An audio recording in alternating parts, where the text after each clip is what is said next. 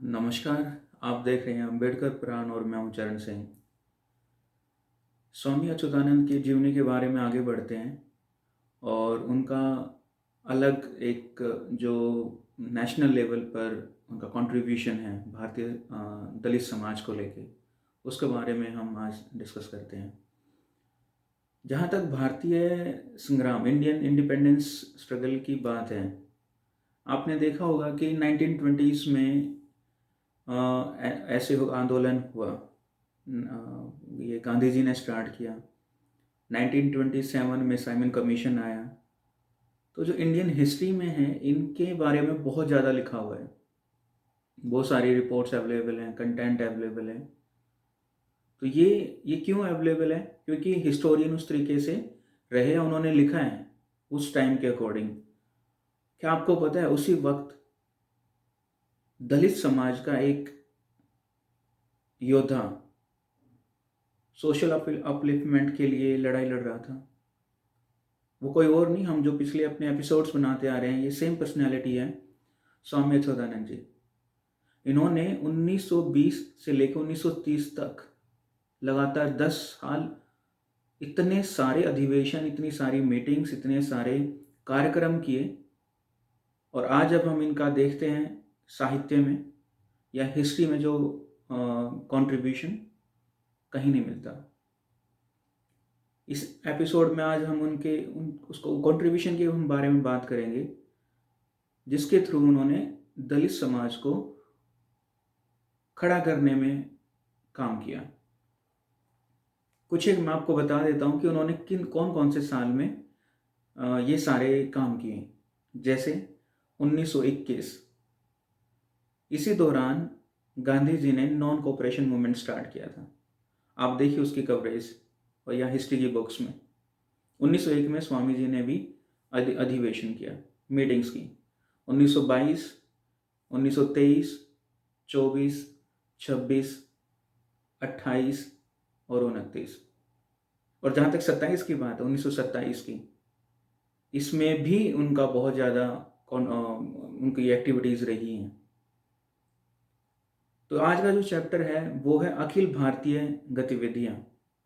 स्वामी जी की अखिल भारतीय गतिविधियाँ। हम देखते हैं कि इन अलग अलग सालों में उन्होंने कहाँ कहाँ पर कार्यक्रम किए। जहाँ तक 1921 की बात है, दिल्ली में सम्मेलन किया। 22 में आपको याद है, हमने पिछले एपिसोड्स में डिस्कस किया है, प्रिंस ऑफ वेल्स आए थे, उनको ज्ञापन दिया था। 1923 में इन्होंने इटावा में सम्मेलन किया और आर्य समाजियों को विज्ञापन भी दिया। 1924 में फतेहगढ़, फरुखाबाद में सम्मेलन किया और इसका आयोजन और संयोजन कन्नौजी लाल ठेकेदार ने किया था। ये बहुत इंपॉर्टेंट पॉइंट है। 1926 में मैनपुरी में आदि हिंदू आंदोलन चलाया और इसके साथ साथ लखनऊ के अमीनाबाद पार्क में भी नवाब छतारी, ये हमने पिछले एपिसोड में बात की थी नवाब छतारी के बारे में, उनकी अध्यक्षता में आदि हिंदू आंदोलन की सभा हुई। ये देखिए आप, इनके लगातार हर साल कितने अधिवेशन हुए हैं। मजाल क्या, ये जो मीडिया है या स्वर्ण लोगों के जो साहित्य है उसके बारे में कुछ डिस्कस कर ले।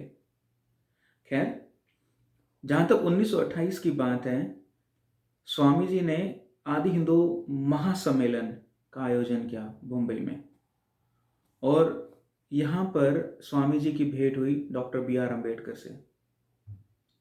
डॉक्टर अम्बेडकर उनके द्वारा किए गए काम, social upliftment of SC ST OBCs, उनको सराहाया, उनसे आगे की स्ट्रैटेजी बनाई, डिस्कस किया। जैसा कि इससे पहले भी एक बार हमने डिस्कस किया है दूसरे एपिसोड में कि बाबा साहब और स्वामी जी एक बार मिले थे।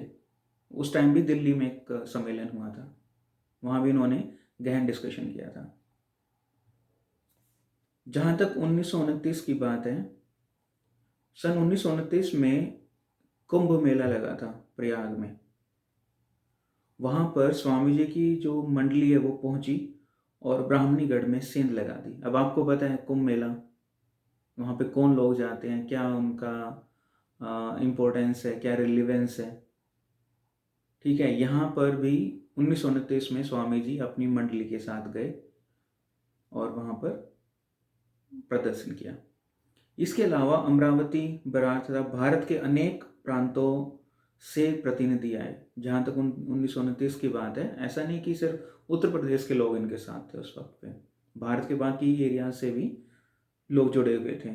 और वहाँ जाकर उनके गढ़ में जाके, जहाँ कुंभ मेला लगा हुआ था, दलित हितों और हकों संबंधी विचार विमर्श किया। दोस्तों, इस प्रकार हम देखते हैं स्वामी जी की जो स्वामी जी के कार्य थे, उनकी गतिविधियां थी, पूरे भारत में फैल चुकी थी।